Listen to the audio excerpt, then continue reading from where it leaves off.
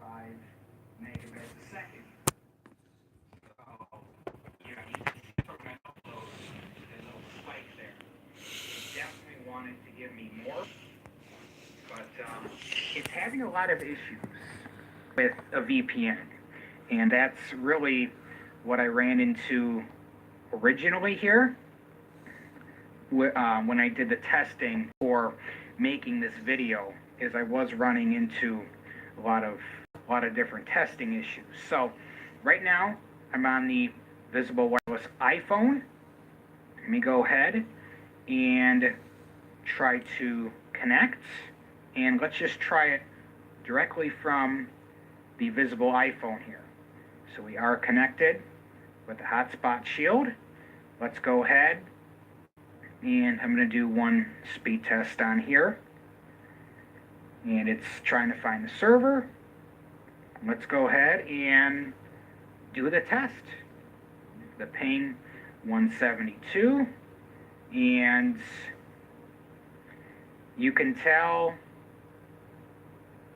so on the actual visible device here, still it is still throttling you to under the 5 megabits a second. You can see from that upload spike.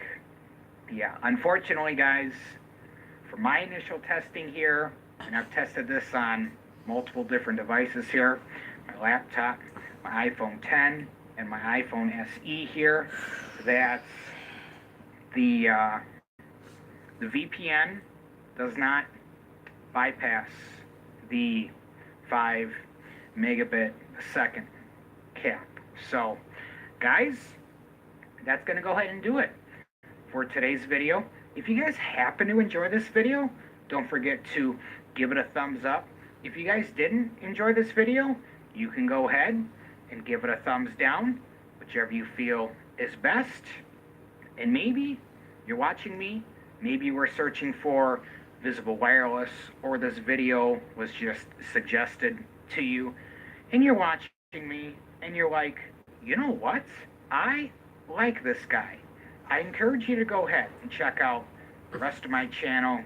And if you guys like what you see, go ahead and subscribe to the channel and tick the little notification bell to be notified of all my future videos. So, guys, that's going to go ahead and be it for today's video. Stay tuned to the channel, guys. I've got so much more tech that is on the way soon, and I can't wait to share with you guys. All right, guys, and until next time.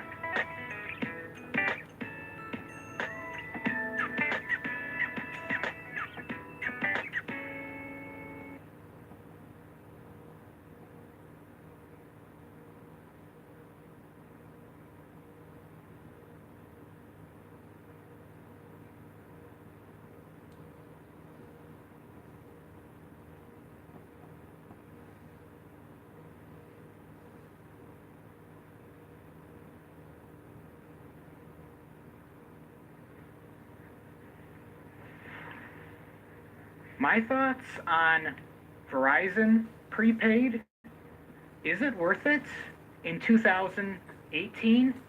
Guys, let's talk about it.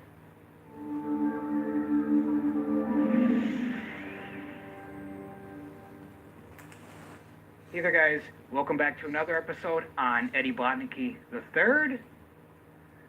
And on this channel, I am typically talking tech. And today, we're going to be talking about Verizon prepaid. Is it worth it in 2018? So guys, let's go ahead and dive right on in here. So we are at the website here, verizonwireless.com/prepaid, and we are greeted with a smarter unlimited prepaid. Get unlimited talk, text, and data for $75 a month with no annual contract on America's best network. You know, it's funny because don't all carriers claim to be the best in one way or another? I know I was just talking about AT&T prepaid, and is it worth it in 2018? And they also claim to be the best as well. And then Sprint, for example, they advertise all the time on TV. They have the best unlimited. T-Mobile boasts about having the best data network. So yeah, it's just it's a funny thing. But let's go ahead and take a look and see what we got here. So prepaid unlimited. Then you got the little red check mark there, which stands for Verizon, kind of their trademark there. So get prepaid starting at $30 a month. Switch to America's best network for service you can rely on. And it looks like they have family-sized plans as well. You can mix and match some plans. You can get the newest iPhone. And you can get a fresh phone starting at $49.99 with the best prepaid plan starting at $30 a month here. So let's go ahead and scroll on down and take a look and see what we can get here.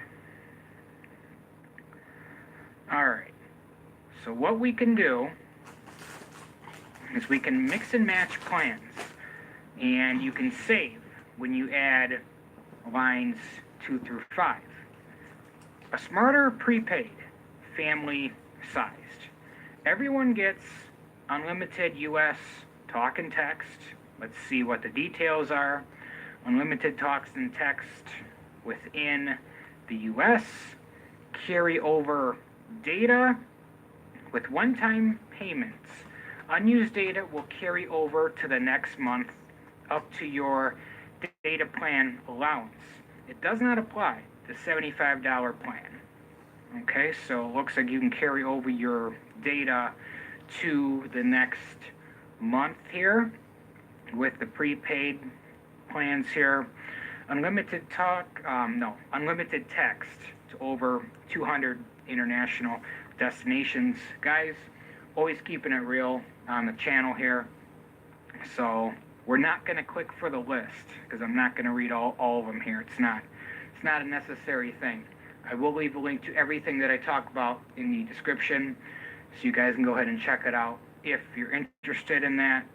And then mobile hotspots. Let's see what the details are on that.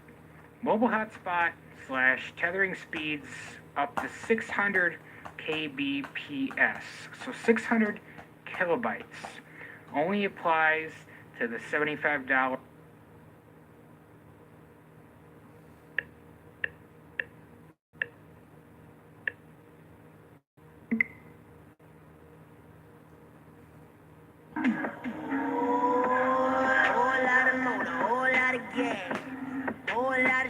Whole lot of fast, neck dancing, the big bad, she acting like she don't.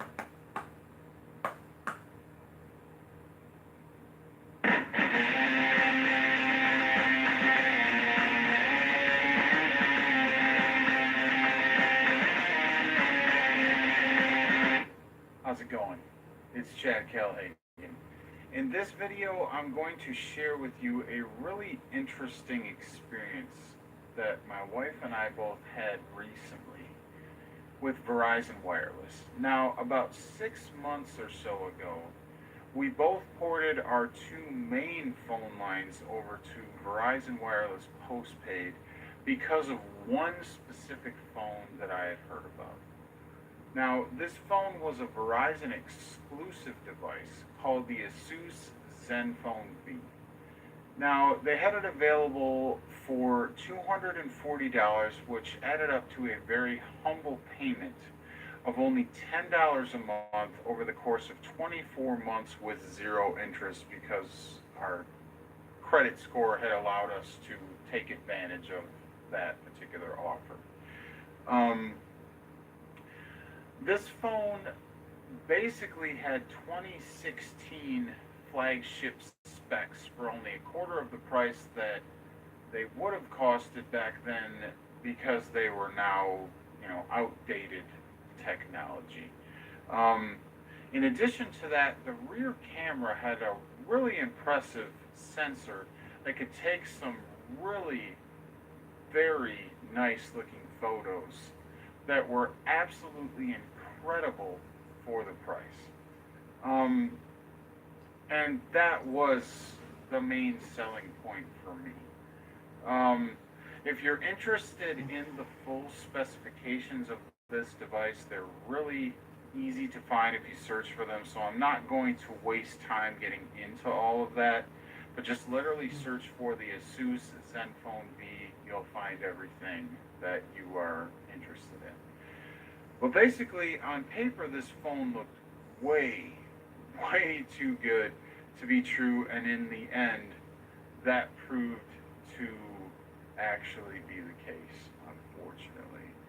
Now, what I'm about to share with you is not necessarily going to be a scenario you will be able to have for yourself if you experience anything similar with Verizon, but either way, I'll share it with you, and basically, I will let you know what I learned along the way through all of this, and what you choose to do with this knowledge is completely up to you.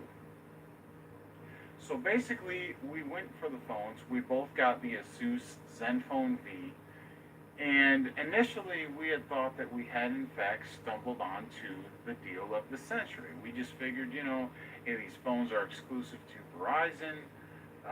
This is only on the postpaid side of things, so that's why not a lot of people have been talking about this device.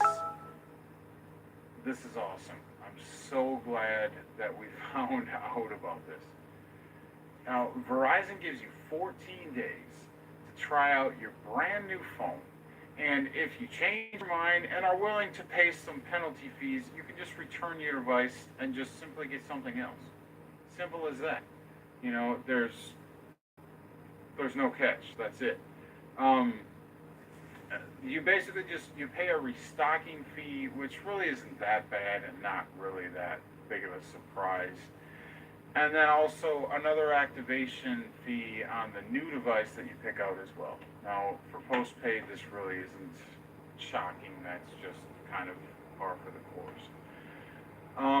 That doesn't really sound like a lot in regards to fees, but trust me, it's enough that if you're not 100% sure that you don't like your phone, I really wouldn't advise you to exercise that particular option. So keep that in mind.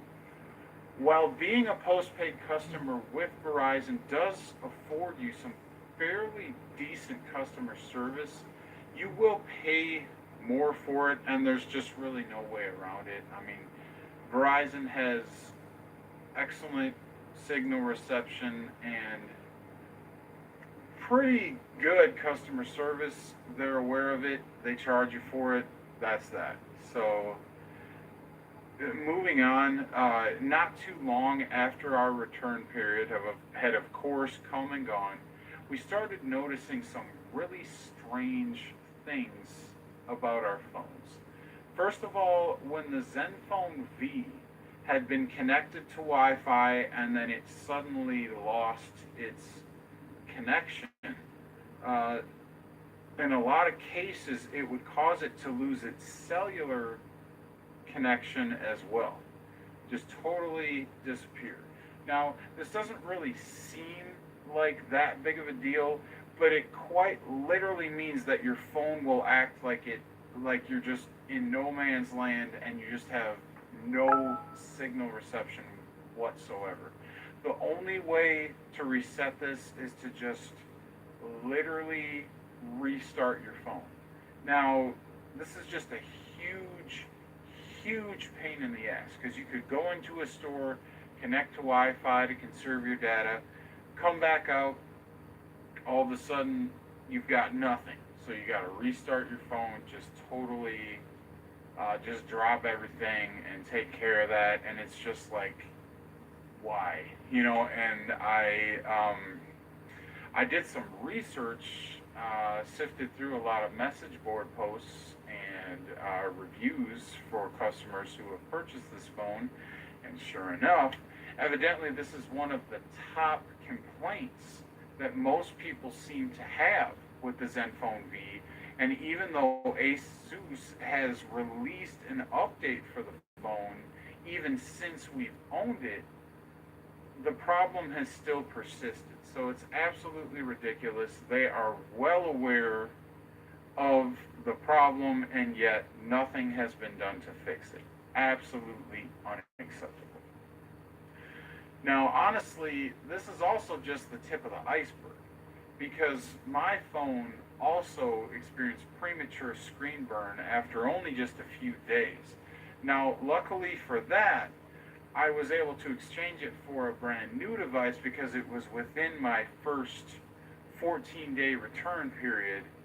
So at least I was able to take care of that problem, but still, that to me seems pretty ridiculous that the screen would mess up that quickly.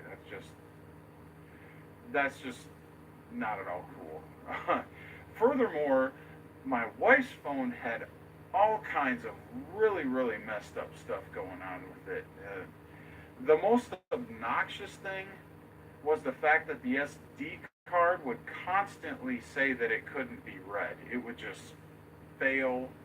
And that might not seem like a huge deal, but when you get a notification telling you that your brand new phone is malfunctioning every other day or so, you would be upset as well, especially once you're past your return period, and that's just ridiculous. Also, her camera was constantly crashing, and since that was one of the main reasons that we had purchased the phones in the first place, we knew that it was time to just try to do something about this. So there were other strange quirks here and there about both of our devices, but these are the main things that come to me off the top of my head. Now, I don't know how other carriers handle their protection policy on the devices, but I know for a fact that with Verizon, when you return your phone, when you've had a problem with it, you exercise your protection plan, you actually receive a refurbished device. Now, since we were still within the first couple months of our, just owning these phones, we really didn't want to have to already receive a refurbished unit to replace the brand new one that we had, because it's like, this has an embedded non-removable battery, so right off the bat, the fact that this phone has been out for a little while, it's just like, so are we going to get a phone that's way older than what we already have? It's already been through all kinds of, discharge and recharging cycles. So, I mean, how well is this battery even going to hold the charge? We don't know. Is it even going to be in mint condition? We didn't want to have to worry about any of that. So, basically, feeling completely screwed over by Verizon on their exclusive device, that we still owed all kinds of money on, even though the overall price wasn't that expensive, we still owed money on it. So we sat down and we tried to figure out what exactly we could do about our situation. My wife did some research and found out that by dialing 611 to actually speak with a Verizon customer service agent over the phone, that has gotten some people out of some really bad situations.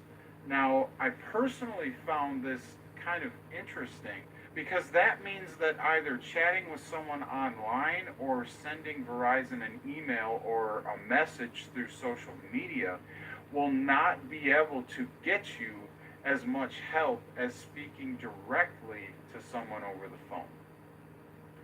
We even tested this theory out because my wife attempted to contact Verizon through Facebook and also did multiple online chats. Ultimately, she wasn't able to get anywhere with any of that. So from there, she decided to break down and call 611. And after pleading our case in great detail and insisting upon speaking with multiple supervisors, she was able to get them to work with us to find a reasonable solution. After the supervisor she got through to was willing to help, and they went on to speak with their supervisors, um, multiple ones actually. Um, they were able to basically take some interesting steps to give us a bill credit for the remaining amount that we owed on our current phones, both of us. Um, this allowed us to upgrade to much better devices and be able to move on from the terrible mistake that we had initially made with our first devices. Um, I won't get into all of the explicit details of what this awesome representative had to do to get this done for us, but I can assure you that he went through a lot of trouble, and we are extremely grateful for that. We now have much better phones. Both of us actually went for the Samsung Galaxy S9, and we have been extremely happy with our experience so far with these phones. No complaints whatsoever. They cost a lot more per month, but they've absolutely proven to be worth the extra money. And I mean, if we thought our photos and videos looked good on the Asus Zenfone V, the Galaxy S9 makes that stuff just look like nothing, because, you know, as I'm sure you can imagine, the Galaxy S9 has incredible capabilities with photos and videos, and the performance is just second to none. So, what is the moral of this story in the end? I mean, basically, if you have a problem with Verizon specifically, make sure to dial 611 to speak with one of those customer representatives. Because they have a lot more power to actually help you than anyone else in the company does. More than anyone through social media, through online chats, through even the corporate stores in person. When you go to walk in and talk to somebody, they have way more power than anyone else. I know it's easy to assume that you need to just try to get lucky and end up with the right customer service representative that is willing to help you, but not all of them honestly have the power to adequately provide you the full level of assistance that you might be expecting to receive. Dial 611. It's as simple as that. Now, I can't speak in regards to other cellular carriers, so this might not carry over to other companies, but if you do end up having any kind of similar experience to what my wife and I had, just try calling customer service to talk to someone over the phone, and that very well might be your best course of action with AT&T, T-Mobile, Sprint, and so on. You never know. It's worth a shot. What I'm curious to find out is, have you had any interesting things happen with your phone carrier, either your current one or your past phone carriers? I'd really like to hear the experiences you've had. So let me know in the comments down below. If you found this video useful, please hit the like button. And as always, thanks for watching. I'll see you around.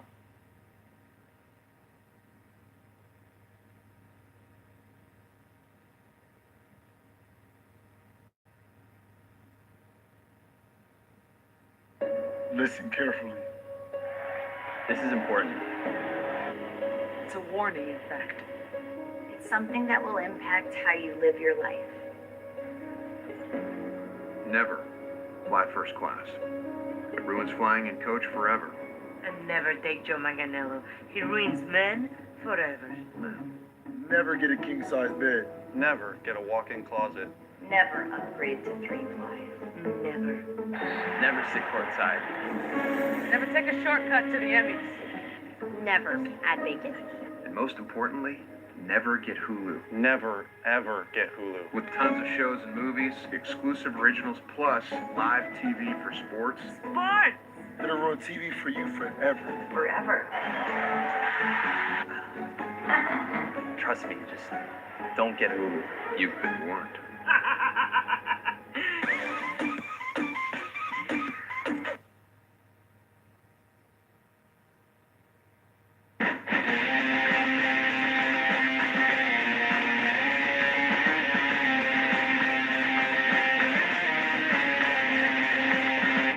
How's it going? It's Chad Kelhagen. In this video, I would like to discuss with you my experiences with 3 major cellular carriers over the past year. Now, when my wife and I first moved to the area that we currently live in, which is Green Bay, Wisconsin, we were with AT&T. Now, we had been with them for quite a while before that, really hadn't ran into many problems, so we just stuck with them. We were happy with their coverage and pricing, and it just made sense to us. Once we moved here, however, that was a bit of a different story. Now, overall in Green Bay, AT&T coverage was pretty solid, but at home the signal was a bit weak. Now, even though we didn't have to drive that far away from where we live to get a stronger signal, it still was a bit frustrating, and honestly, it was a big deal to us because my wife and I both work online from home as independent contractors, and we just need reliable cellular coverage at home, period. We can't make compromises with that, so we looked around, we weighed our options. I was interested in giving T-Mobile a chance because within the city limits, they looked real good. I knew what I was up against with their coverage maps, so I was just like, let's just see what happens. Coverage was stronger at home with T-Mobile, which was really nice, but it did not take very long to realize that the signal reception compromises we were making not far out of city limits were just not worth it at all. Driving less than 20 minutes away from where we live in the wrong direction would result in a complete loss of coverage. Now, I'm not even talking roaming, I'm just talking straight zero reception, can't use your phone for anything whatsoever. This was completely unacceptable to me, considering the fact that even AT&T could at least give us some coverage at home, and even in the same areas that T-Mobile was just completely falling flat and just leaving us with nothing. I mean, because let's face it, it always makes me feel better having an active cell phone in my pocket when I'm driving around, because I've got roadside assistance. So if I run into problems, I can't deal with them adequately myself to get the car moving again on the side of the road. I can just call somebody up, problem solved. With T-Mobile, I was unable to do that in all of my reasonable home area places that I go, and I couldn't deal with that. So ultimately, getting tired of signal receptions once again, we decided to give Verizon a fair shot. Now, since they cost a bit more, we weren't willing to take the plunge previously, but from the looks of the coverage map, they did appear to be worth the premium that they charge. So we took the plunge. This decision did end up paying off in the end, but our journey to where we are today is a bit of a long-winded story in itself. So long story short, Verizon has given us excellent coverage both at home and even while traveling across the state. We have run into a few hiccups with signal reception, but overall our experience has been quite positive, at least in the state of Wisconsin here. We do have a couple of regional carriers in this area, the larger one being US Cellular and then the smaller one being Cellcom. Both of them offer decent local coverage, but they rely way too much on roaming overall throughout the rest of the country for me to feel comfortable porting my number over to either one and needing to just count on it. When given the option, I'm always going to choose a carrier that can provide me with truly national coverage without leaning too hard on other companies to fill in the gaps. I mean, because let's face it, even if a cellular carrier is offering you roaming that on the map appears to cover places that you will be traveling to, as a roaming customer on someone else's network, you're not going to get as high of a priority in regards to anything. We're talking phone calls, text messages, and definitely data speeds. So, I mean, it was a no-brainer for me. I had to go Verizon, and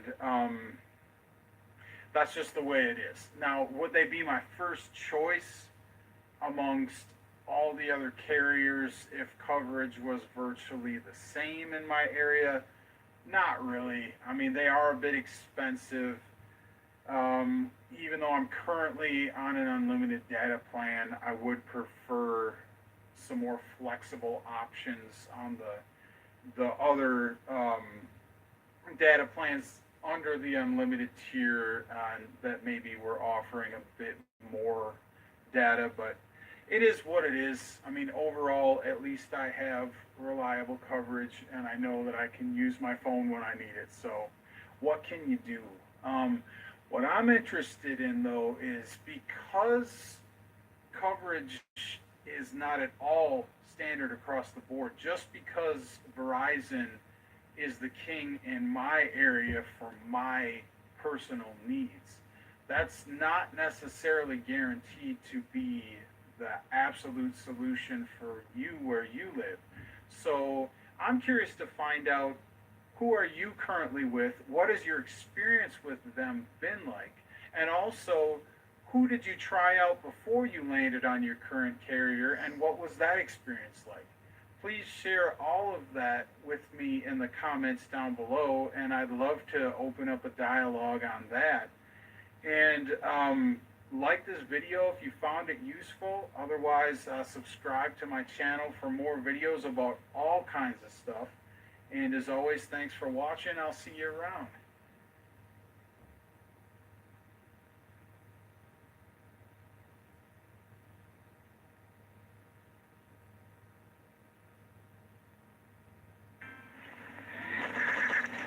Hey, Ryan. Hey, Greg. Listen, it's becoming a little bit of a problem that you aren't using your real arms. Everybody knows you're using the fake arms so you can keep playing Toon Blast. What are you talking about? If you'll excuse me, my burrito's getting cold. Yeah, no, eat. Oh, I'm so hungry. All right. Go, go, go, go, go, go, go. Bon appetit. Leave it. Sleep.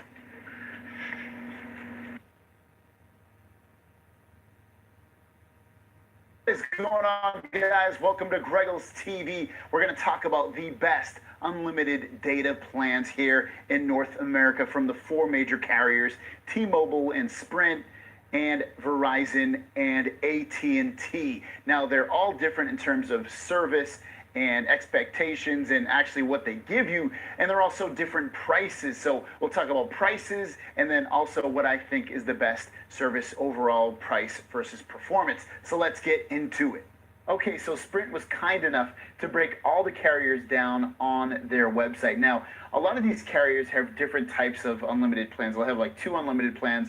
One's like okay, and one is the best. We're going to talk about the best ones that they have to offer with really little to no caveats within those pricing plans.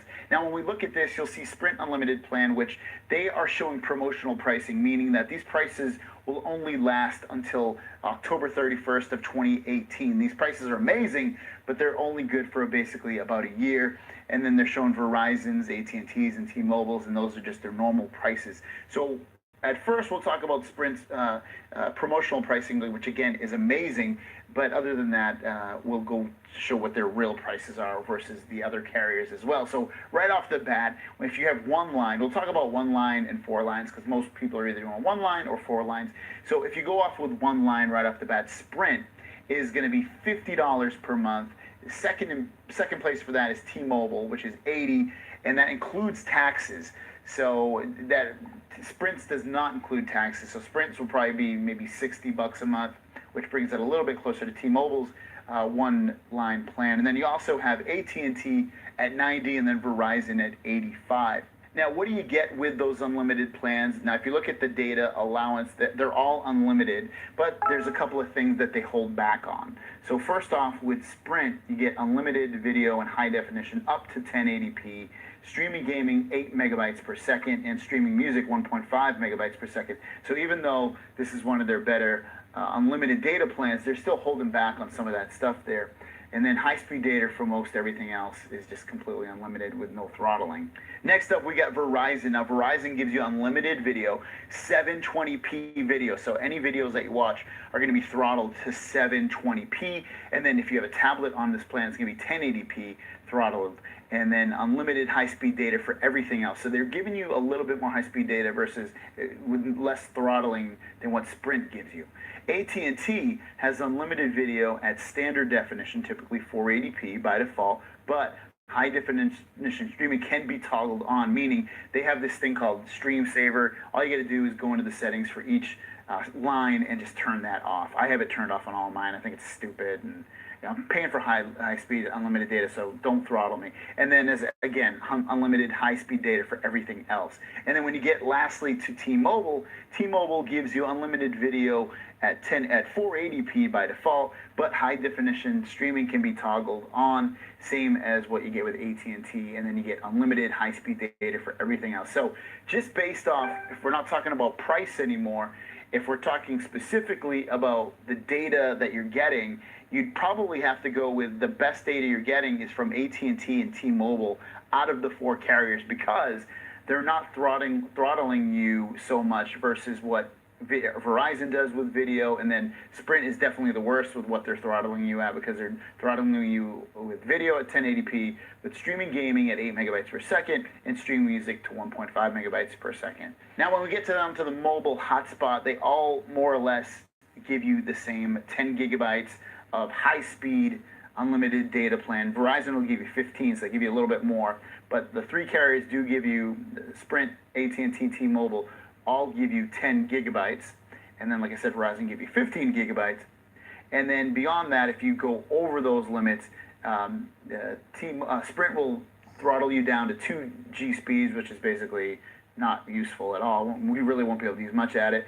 Verizon will drop you down to 3G speeds, AT&T will drop you down to 2G speeds, and T-Mobile will drop you down to 3G speeds. So for mobile hotspots, who gives you the best mobile hotspot? It's obvious. It's Verizon. They give you 5 more gigabytes than anyone else. Unlimited talk and text. Everybody gives you unlimited talk and text. There's no caveats at all with that. And also eligibility. So with Sprint's Unlimited Freedom Plan, they are offering this promotional pricing, but for new accounts with auto pay, unlimited available to new and current customers. So you can be, looks like you can be, from what it looks like, you can be new or current and get that. And then for everybody else, their plans are available to new and current customers as well. As for free things that you get, AT&T gives you HBO for free for the whole family. So if you like HBO, you can get HBO. T-Mobile gives you Netflix for free. And I don't believe Verizon or Sprint give you anything extra. As for actual throttling after you possibly hit a congested area, like what's the cutoff for unlimited data? So it is unlimited data, but if you read the fine print, T-Mobile is the best they start throttling you in a congested area after 50 gigabytes for that specific line. That's a massive amount of data. Probably 99.9% of the people will never reach that, but 50 gigabytes, I know some of you can be like, I use 700 gigabytes a month. Okay, you're the exception, but ultimately 50 gigabytes is a lot. AT&T throttles you after 22, same as Verizon's 22, and then Sprint will throttle you after 23. And that doesn't always happen, it just has the potential that they will throttle you if you reach a congested area, whatever they deem congested. Now, just to go back to Sprint's pricing, if you look at my screenshot on the screen, I've designated what the actual prices are once this savings is done on October 31st of 2018, or if you just weren't able to get the promotional pricing. You're looking at $60 for one line, $40 for the second line, and then $30 for each additional line. So if you had a 4-family plan, you're looking at $160 per month, which is still the cheapest if you have a 4-family plan. And then second for that would be AT&T, and then Verizon and T-Mobile would be $200, but T-Mobile would ultimately be cheaper because there's no taxes involved. AT&T and T-Mobile would probably be tied because of taxes, because T-Mobile's price already includes taxes. So for price, for a family of 4 plan, you'd go Sprint is the cheapest, and then T-Mobile and AT&T would probably be tied, and then Verizon would be the most expensive. So that brings us back to now. Who's got the best unlimited data plan out of those 4 carriers? Now, I probably, and I've said it in the past, and they get a lot of press, and a lot of people that have them don't have good service with them, and I know some of you do. There's always the exception, and there's always the area that it works really, really well. But I would never, ever go with Sprint. Sprint, even though their prices are the best, they have some of the worst service and some of the worst customer service. You know, look online, talk to people, and most people that I know that have it are not happy with it. I know, like I said, I know there are happy people with it, so there's always that exception. T-Mobile, great service. They give you tons of features. They're always updating their service and their features and everything about it. They're always basically the trend setters versus everyone else. I still don't think I would go with them, and the reason being is because their coverage, as of right now when I'm recording this video, is still not as large and available as AT&T and Verizon. Now that leaves us now with AT&T and Verizon. Who would I go with? Now for me personally, I have AT&T. I would stick with AT&T because I like getting a new phone. I like buying phones that aren't necessarily have to be tied to that carrier, and Verizon's a lot better with it now. So are the phone manufacturers. For instance, I bought an unlocked Galaxy Note 8. And I can bring that to any of those 4 carriers. It's not just doesn't just have to be a GSM carrier. So that's the great thing about that, what we have now. So I would either go AT&T or Verizon, just based off that. If I had a family of 4, I would go AT&T just because it's cheaper. If I had a 1-person plan, I would either choose AT&T or Verizon just because they're within $5 of each other. Now, if I'm looking for value, obviously Sprint's the cheapest. They're the cheapest even with their promotional pricing. Even when the promotional pricing is over, they're still the cheapest.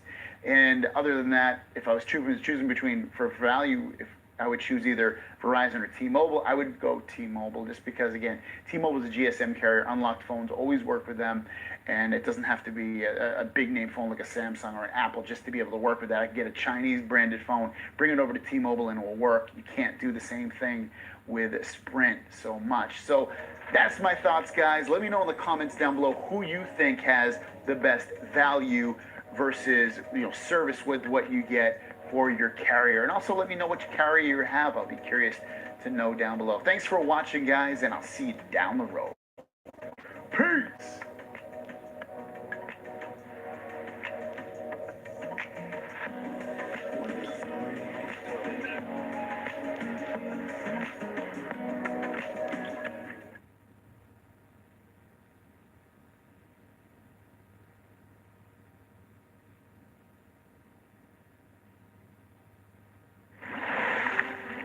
OxiClean gets the tough stains out, even on tough oily stains. Examples of oily stains are hamburger grease, olive oil, perspiration, or motor oil. So let's tackle hamburger grease on this beautiful dress together. Using the warmest water possible based on the clothing care label, add a scoop of OxiClean Versatile Stain Remover and mix until dissolved. Add the clothing and let it soak for 1 to 6 hours. Then just wash as usual with your regular detergent. For an extra stain removal boost, just add a scoop of OxiClean directly to the washer. That hamburger grease stain is history. Another tough stain tackled by OxiClean. It gets the tough stains out.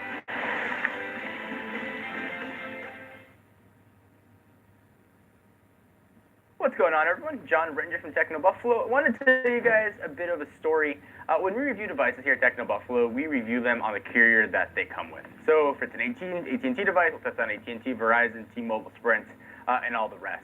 From about 2005 on, I've used AT&T as my primary carrier. Back then it was Singular. It's been very easy to pop out a SIM card and move over to another phone. It was just the easiest for me. But about 8 months ago, I decided to start experiments where I would try every carrier for a 4-month period. I still have to try Sprint, but I want to share my experience with switching to Verizon and switching to T-Mobile. I'm not going to talk too much about how fast network speeds are, because that's going to be totally subjective depending on where you live. But if you're debating switching or thinking about what other carriers might have to offer, definitely check this out. So going from AT&T, I first jumped over to T-Mobile. The young carrier has been offering a ton of incredible deals, incentives, free data for music streaming. I did their trial where I got to try an iPhone to make sure it worked in my home and worked everywhere else I went. And I got sort of sketchy service in my house, despite it showing full coverage on the map. You're going to see that's a trend in my home. I think my walls must be lined with lead. But T-Mobile offers Wi-Fi calling, so I figured I'd be fine. So T-Mobile was the first carrier that I went to. And again, each of these carriers were used for 4 months, and Sprint's going to be the next one that I'm going to try. I hooked up Wi-Fi calling, and it worked relatively well, but the problem was when I left my house. Anytime there was a handoff from a Wi-Fi to either LTE or 4G, HSPA+, or even 3G, the call would drop. The call quality on Wi-Fi calling was also not what I would call excellent. Very scratchy, very similar to the early days of cell phones. In fact, I switched my wife. My wife's been with me on this journey, so I keep switching her with me. She couldn't use the phone. She had a really hard time making phone calls, and that's our primary phone that we use. So we ran into a bit of a problem. We had to turn Wi-Fi calling off. And despite the second I step outdoors, getting 3 to 4 bars of LTE, indoors I was lucky to get 1. Sometimes that would drop down to only showing 3G service. So it made using T-Mobile very difficult for us at home. So bear in mind the Wi-Fi calling. Other people have had very different experiences, and I tried multiple devices as well with T-Mobile, iOS and Android both, to make sure it wasn't just unique to one device. I talked to T-Mobile customer service, which was absolutely excellent. Tried to walk me through some settings and how to tweak things, and still was never able to fix the problem completely. So if you're considering T-Mobile for Wi-Fi calling, best advice I can give would be try the service first. Make sure it's going to work for you, and try the Wi-Fi calling, see if it's going to fit. I will say T-Mobile's data speeds, and again subjective, were incredibly fast outdoors. Indoors, though, was another story. If I was going grocery shopping, for example, outside the store, 3 to 4 bars of LTE, incredibly fast data speeds. Inside, though, that would drop down to 3G connection. Sometimes not even that. I get that dreaded no service. T-Mobile still is lagging behind getting through those walls at wall penetration. They bought a huge chunk of band 12, but not a lot of phones out there that are supporting that 12 band.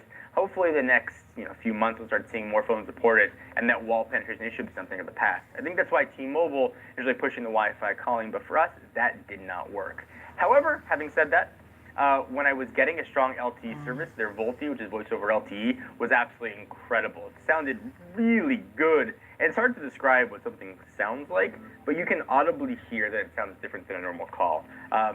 Best example I can give would be like seeing HD TV for the first time, versus standard def. You could see a difference. You might not be able to describe it, but it just sounds so much better. I was able to do simultaneous voice and data, which was also very nice to have. After the 4 months, though, I decided I was going to try and go to Verizon. I went to Verizon, and I brought my own hardware. Verizon now, you can essentially do what you could do with T-Mobile and AT&T, swap SIM cards into a new phone, and you are good to go. I brought my own hardware with me to sign up. I had a few unlocked iPhones that I used, which will work with T-Mobile, AT&T, or Verizon, not Sprint, which is why I haven't tried Sprint yet. And it was a they just didn't know what to do to set up a new phone that didn't have an IMEI that was in their system. What should have been a 15-minute process to port over numbers took a very long time and many calls to customer service. What I ended up doing was essentially saying, use an IMEI of a phone you've got in your store, just give me the SIM card with the account. That's all I need. I read in the forums a way to get around that is essentially just create a new account online, have them send you SIM cards, and then just port your number over. That'll avoid all of those problems. So on to Verizon. Again, checked the Verizon map, had great coverage by my house, got the phone in the house, and same thing happened. I would drop from really strong LTE to almost nothing, 1 or 2 bars of 3G. And the thing about Verizon, their LTE coverage is absolutely incredible, but they don't have HSPA or 4G or 4G fallback like AT&T and T-Mobile do. So if you're not on LTE, you are on a really slow 3G, essentially it's EVDO Rev A, which is, by today's standards would be considered very, very slow and inadequate. So again, my wife and I were in a problem. We couldn't quite make a phone call. We'd have to stand in a particular part in the kitchen to make a call and have it go through without dropping. And then again, it never sounded all that good because we were in a really somehow a fringe area. So I called up Verizon. I was like, I gotta probably cancel my service. What can you guys do? And to their credit and excellent customer service, they sent me a 3G cell tower out the next day, free of charge. And that worked very, very well. So if you have issues with Verizon, give them a call. That also brought a whole slew of problems. Verizon also, like T-Mobile, offers voice over LTE, but that cell tower was only 3G. Because I was in a fringe LTE area, I had to turn off the voice over LTE, which means I also had to turn off simultaneous voice and data, which was a bit of a pain because if I was doing that and it got 1 bar of LTE, it would try to make the call over LTE and not over 3G, which is what that mini tower they sent me was. So I didn't get some of the things that I would want with Verizon. I couldn't do voice and data, which was really annoying. And beyond that, whenever I would drive away from my house, I would leave sort of my Wi-Fi signal that cell tower was using for 3G, I would drop the call. And that also got to be a bit of a pain. And outside of that, Verizon service is absolutely incredible. Anywhere I went, I almost always had service. Sometimes it would drop to that dreaded 3G, but I would say with a few exceptions, my house being one of them, I could make a phone call everywhere I went. Whether I was in a huge warehouse shopping center, whether I was in the grocery store, if I need to take a call in a movie theater, anywhere I went, Verizon had service. Now, again, subject depending on where you are, but their ability to get through walls is really second to none. So that 4 months passed, and I figured I was going to go back to AT&T to see how their service had improved. And I will say that dead zone inside my house, I can make calls with AT&T. I generally get 2 to 3 bars of LTE. It doesn't mean much. I went through and actually checked what the numbers are, and service is pretty strong. I haven't yet had a dropped call in my home. I don't need any sort of cell tower or any sort of extender to make a phone call, which is very nice. Data speeds are not as fast typically outdoors as what I've seen with Verizon or T-Mobile. I don't have Wi-Fi calling. I don't have prevalence of HD voice or voice over LTE, which AT&T keeps saying is coming and is sort of supported on some devices in only small pockets, but far from widespread. But I do have simultaneous voice and data. So at least for me right now, it looks like AT&T is sort of the best option. But I wanted to sort of share my story, and I've been sort of purposely not sharing what has been happening, so I wanted to make a big video detailing what's been going on. So the decided switch carriers are not, bear this in mind, when I went back to AT&T, I signed up for a new plan with their 10 gig with rollover data. They gave me a full month extra rollover data, so now I've got 19 gigs of data, which is a lot of data to use. I'm going to try AT&T again now for 4 months, and then Sprint is going to be next, and I'll share my opinions on Sprint. Anyway, what's your guys' opinion be if you're considering switching carriers? Hopefully you found this helpful. I want to do the hard work for you. So the moral being, if you're in a fringe area, definitely try it first. And if you're thinking about T-Mobile, make sure you try the Wi-Fi calling before you buy, because it might not be all it's cracked up to be. Anyway, thank you guys for watching. Thank you for sitting through the story. I hope it helps you guys avoid some of the pitfalls that I went through. Until next time, I'm John Ranger from Techno Buffalo. See you guys next video.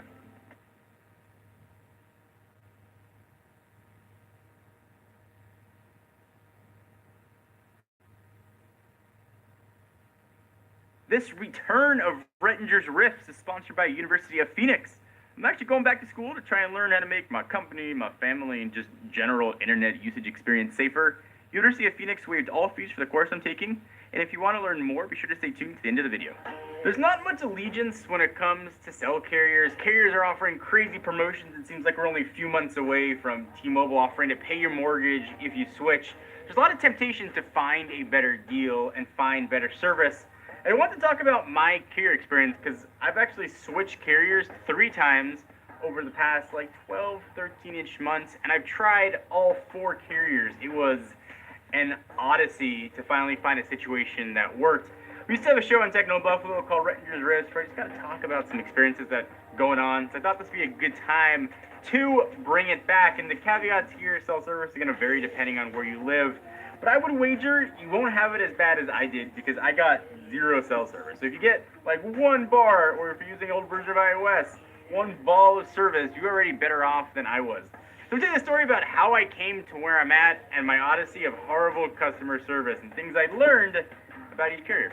So it's been a few years since I last did a sort of carrier switch video, and after that I kind of just settled in with AT&T. It wasn't great, it wasn't bad, it was constantly good, which is pretty much the best you can ask when it comes to cell carriers. But then my wife and I and my kids, we moved to a new house, and it was a new construction area where there's a former Marine base there, so we didn't get very good cell service. So I checked AT&T when we moved, and I got maybe 1 bar of service, and it would drop to none.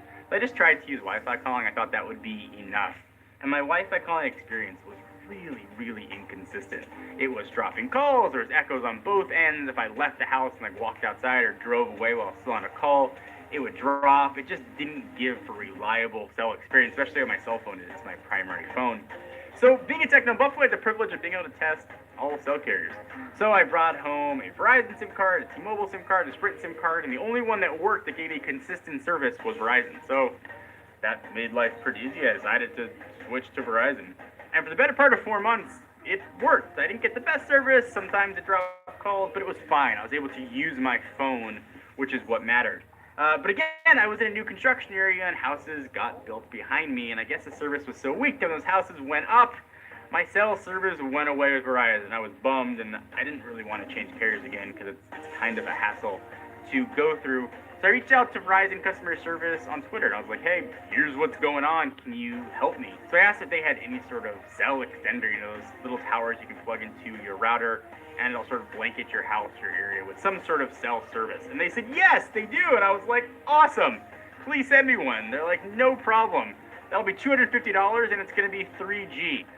Not only did I not want 3G in 2018, it seemed ridiculous to have to pay for it to fix a carrier spotty issue, especially when you went to my address on their map and it looked like service was perfect.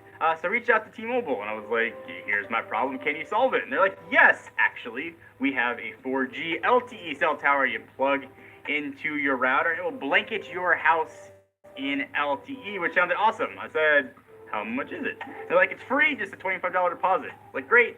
I brought one home, I picked it up from the store, I tested it, and suddenly I went from no service to full LTE, and it was awesome. So I made my decision pretty simple. So now after I've switched, I did see that Verizon is offering, they've updated finally, their 3G tower to be an LTE tower, but you still have to pay for it, which is a bummer. And I give T-Mobile credit. I looked up the model of this tower. It's about $500, and they're just giving these things out. I wanted just to share my story with you guys, because I know I'm not alone trying to find a good cell carrier. And I will say, it's been nice. I don't have much loyalty. If suddenly Verizon offered something better, or Sprint, or AT&T offered something awesome, I would jump in a heartbeat. I just want to make good calls in my house, and I want to get the best deal, probably like you guys. So switching carriers was an arduous, kind of tedious task, but it did help me find a solution. And I try to find solutions for a lot of things in my life, and one solution I've been trying to find is a big gap in my knowledge when it comes to protecting my website, protecting the users, and being able to make sure the site can stay up. So I'm talking about cybersecurity. So I decided to go back to school. I don't know much about cybersecurity, which is almost embarrassing to admit from somebody who runs a website. When we've had issues in the past when our site got hacked, I had to rely on our developer to fix the problem. I didn't speak that language, so I really wanted to try and sort of speak, at least educate myself. So I am now 20% through a 5-week course from University of Phoenix. It was my first time taking an online course, so it was kind of an interesting transition to see how that worked. The portal is really good, and I think the best part is certainly the quality of the course is really helpful, but also I can do it on my own time. I obviously work, I got kids at home. I'm not overflowing with time where I could go to class and be there at a set time. So I got the flexibility to take it sort of as I need to and take it in chunks whenever I have some time, or more recently a battle with insomnia, I can spend the hours of 3 to 5 a.m. Working on the course, and it's helped me directly. So now when I have my weekly meetings with our developer, I can talk to him. I can say, what are you doing to mitigate this issue, and he can respond. If this sounds interesting to you and maybe you want to prepare yourself for another job, or you want to better yourself, or maybe you're considering running a business and just want to make sure your stuff's going to be secure, I'll link to the course that I'm taking down below in case you guys want to learn some more. So, all right, so between cybersecurity and changing carriers, you got to know me and my struggles a little bit more. I love these riff style videos where I can just sort of tell you a story that's going on or something that happened to me, good or bad. Hope you guys like this too. I hope you enjoy the idea of bringing it back. Give the video a thumbs up. All that other stuff, please, that YouTube tells us to do, because they're not notifying you of subscriptions anymore. So subscribe and hit the bell, and of course, come back for a ton more video content. We got some really cool stuff coming up. Till next time, I am John Renger from Techno Buffalo, and I'm happy I can make a phone call from my house. So are my parents.